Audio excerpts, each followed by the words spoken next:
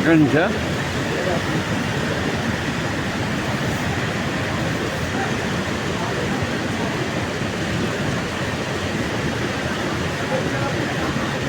ఇప్పుడు ఆ వాటర్ వస్తుంది కదా, అది అక్కడే పోతుంది.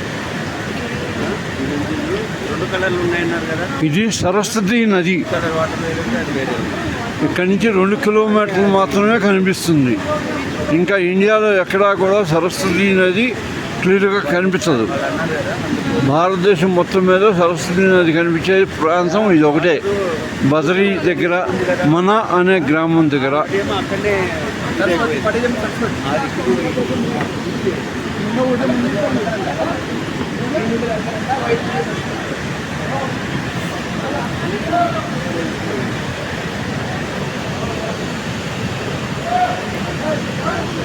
ఇది మొత్తం కొండ ప్రాంతం. ఎక్కడా కూడా మీకు ఇది అవ్వదు. ఈ నీళ్లు ఎక్కడి నుంచి వస్తాయి అనేది ఎవరికీ తెలియదు. ఈ సరస్వతి అమ్మవారు పుట్టిన ప్రదేశం మొత్తం కొండ ప్రాంతం.